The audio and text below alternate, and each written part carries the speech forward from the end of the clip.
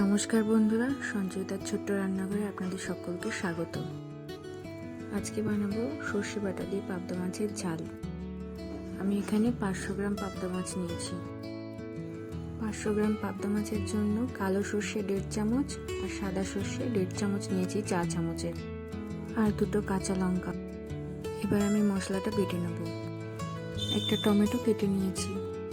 এবার কড়াইতে তেল গরম করে আগে মাছগুলোকে ভেজে নেব। মাছগুলোকে একটু কড়া করে ভেজে তুলে নেব। এবার ওই একই তেলের মধ্যে 5 ফোড়ন দিয়ে কেটে রাখা টমেটোটা দিয়ে দেবো।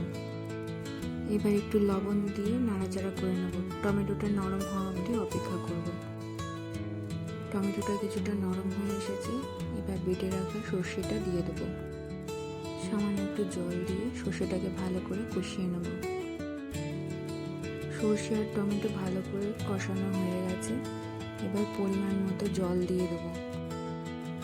যতটা আমি ঝোল রাখতে চাই তার থেকে একটু সামান্য পরিমাণ বেশি জল দেবো।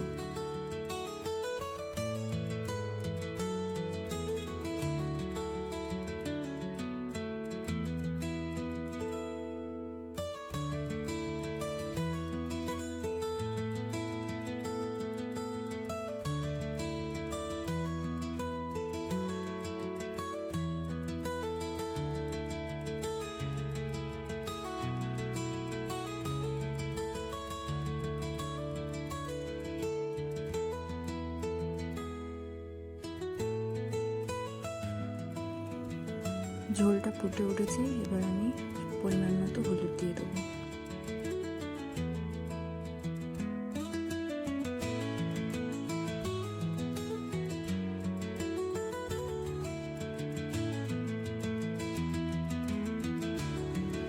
ভেজে রাখা মাছগুলো দিয়ে আর একটু ফুটিয়ে নেব।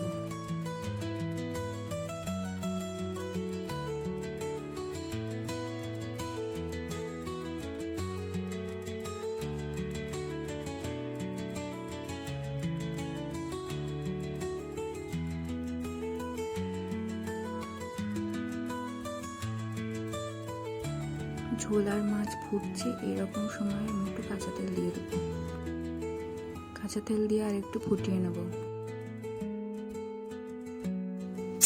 2টো চেরা কাঁচা লঙ্কা দিয়ে দেবো। রেডি হয়ে গেছে আমার পাবদা মাছের ঝাল। একটু ধনেপাতা কুচি দিয়ে দেবো। পরিবেশন করে নিলাম। আমার রান্না করার পদ্ধতি যদি আপনাদের ভালো লেগে থাকে বন্ধুরা, তাহলে like, comment, share and subscribe করে দেবেন।